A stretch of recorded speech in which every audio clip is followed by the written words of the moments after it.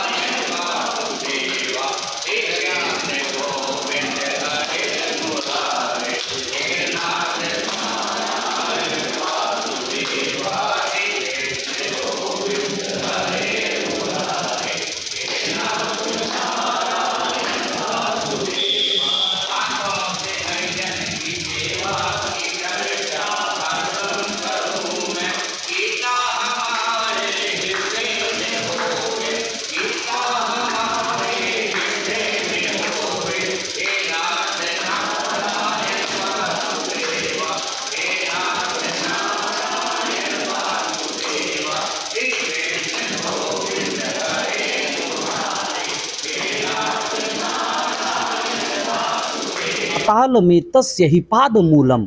ये जितने भी पर्वत दिखाई दे रहे हैं, जितने भी ये सब नदियां दिखाई दे रही हैं, अनेक प्रकार के कोई भगवान का शरीर है, सब विग्रह शरीर से ही जुड़े हैं। मगर सूक्ष्म रूप भी बताए दूसरा, तो सूक्ष्म रूप क्या है जो हम आप दर्शन करते हैं उसका भी ध्यान कर से, जैसे वंशी विभूषित करा नवनीर दाभात पीताम्बरा दरुण बिंब फला धरुष्टात पूर्णेन्दु सुंदर मुखा दरविंद नेत्रात कृष्णात् परम किमपि तत्त्वमहं न जाने। तो ऐसे स्वरूप परमात्मा का भी ध्यान कर सकते हैं, सूक्ष्म भी है विराट भी है। देखिए भगवान हरि व्यापक सर्वत्र समाना, सभी मानव के हृदय में भगवान व्याप्त हैं। कौन किसके पास कितना पात्र है, जो पात्र लेकर केवल आप बैठ जाइए, बारिश तो सब जगह हो रही है, हमारा पात्र कितना है कि हम उसको भर लेते हैं। और भगवान सभी के हृदय में रहने वाले हैं और सबके हृदय में अपनी कृपा एक जैसे ही दृष्टि बरसाते रहते हैं। कि हम एक जैसे पैसा लिए दुकानदार के पास पहुंच गए और 50 रुपए दे के 1 किलो चीनी ले ली, वो तो बनिया और लेन देन का कार्य हो गया। तो भगवान में लेन देन का कार्य नहीं है, केवल भक्ति पूर्वक श्रद्धा पूर्वक प्रेम पूर्वक भगवान के चरणों में आ जाए। तू आ पग एक मैं आऊं पग 60, केवल बांध लेते भक्ति मुक्त को प्रेम की जंजीर पर, और इसलिए इस भूमि पर होता मेरा अवतार है, होता मेरा अवतार है। भगवान का अवतार ही यही होता है। और यही बात गीता में भी कन्वर्ट किए हैं, यदा यदा हि धर्मस्य ग्लानिर्भवति भारत अभ्युत्थानव धर्मस्य तदात्मानं सृजाम्यहं परित्राणाय साधूनां विनाशाय च दुष्कृतां धर्म संस्थापनार्थाय संभवामि युगे युगे।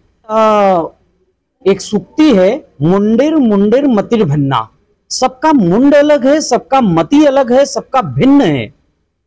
पर ये नहीं कि हम ये कार्य करेंगे तो हम पास हो जाएंगे जब ही भोग लगाएंगे। क्या उससे पहले भगवान आपको पास किए तब क्या भोग नहीं लगाए हैं? ऐसा कुछ नहीं है।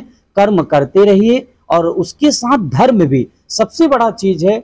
हमें केवल हर व्यक्ति को दो चीज देना है, सुसंस्कार और सुविद्या। अगर व्यक्ति के पास ये दो चीज रहेगी वो कभी रुकावट नहीं होगा, हर समय वह पास होता रहेगा, हर समय उसकी गति आगे बढ़ती रहेगी।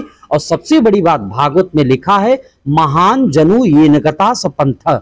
बड़े लोग जिस मार्ग पर हमारे प्रशस्त हो चुके हैं, अगर मैं भी उसी मार्ग पर प्रशस्त होता हूं तो मैं भी उस गति को प्राप्त कर सकता हूं, उस लक्ष्य को प्राप्त कर सकता हूं। जी राधे राधे जी। मैं जयवीर सिंह यादव, पश्चिम बिहार A5 से दुर्गा मंदिर। और जैसे आप कह रहे हैं कि मतलब ये मांगते वो मांगते बदले में, मैं तो कहता हूँ मेरे दर्शन होते रहे और कुछ नहीं चाहिए, बहुत कुछ है, सब कुछ दिया, दर्शन होते रहे। मैं गिरिराज बाबा पर जाता हूँ, यही कहता हूँ आपके यहाँ आता रहूँ मैं, यही सब कुछ है। आचार्य जी ने कथा और है, उस कथा में क्या आपको मिला? बहुत कुछ मिला आचार्य जी कथा में, आपके कमाल ही होगा। मैंने ऐसी कथा कभी सुनी नहीं, बहुत अच्छी कथा इनकी हुई है। और जो सबसे तौर तो एक ही चीज है कि जो आरती होती है भागवत भगवान की है आरती, पापियों को पाप से है तारती, वो सब चीज इसी में आ गई। इससे बड़ी आपके परिवार में आनंद की प्राप्ति हुई है? बिल्कुल हुई है जी, बहुत ज्यादा हुई है, मैं उसे बता ही नहीं सकता, इतनी हुई है। ग्रोवर साहब हमारे देखने वाले हैं, मैं कैसा कैसा था शुरू से देख रहे हैं जी। तो लगता है कि ये सावन के महीने में जो कथा का अमृत मिलता है उससे साक्षात भगवान के दर्शन भी होते हैं। इससे तो बहुत बहुत लाभ मिलता है, बहुत। मैं कह रहा हूँ परमात्मा ऐसी कथा मिल जाए तो सुनने के लिए, तो इससे बड़ी कोई चीज है ही नहीं। जो पश्चिम बंगाल निवासी है उनके लिए क्या संदेश देना चाहिए? सबके लिए सबको शुभकामनाएं, पूरी दिल्ली को शुभकामनाएं। भाई दुर्गा मंदिर पश्चिम बिहार का अध्यक्ष, वह सनातन धर्म पत्नी सभा पूरी दिल्ली का कार्यकारी अध्यक्ष। पूरे सप्ताह भर यहाँ भागवत कथा रही। हाँ जी।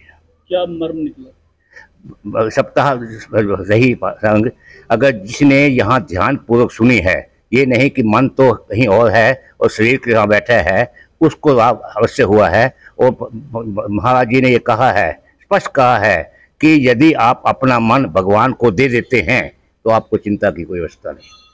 लेकिन समय बदल चुका है, लोग धन की तरफ मन लगाते हैं। ऐसा है, ये लोग धन की तरफ इसलिए मन लगाते हैं कि उनको सत्संग नहीं मिला।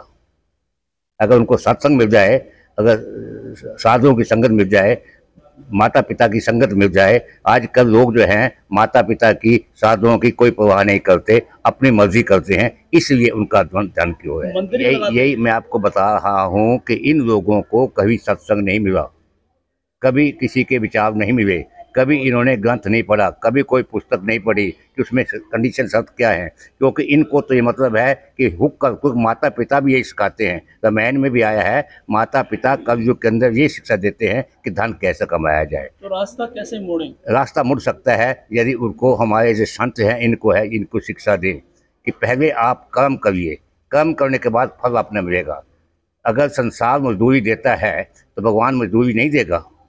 अगर संसार हाँ, संसार जो है हम काम करते हैं, हमें तनख्वाह देते हैं, गवर्नमेंट तनख्वाह देती है, प्राइवेट तनख्वाह देती है। अगर हम भगवान की ओर ध्यान लगाएंगे तो भगवान मजदूरी देगा, भगवान भी देगा।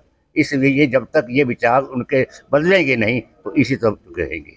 माता पिता भी यही शिक्षा देते हैं कि मेरा बेटा IAS ऑफिसर हो जाए, मेरा बेटा डॉक्टर हो जाए, मेरा बेटा ये हो जाए, मेरा बेटा हो जाए। ये नहीं कहते कि मेरा बेटा भगवान की तरफ लग जाए। अगर ये कहते होते तो कभी जरिए।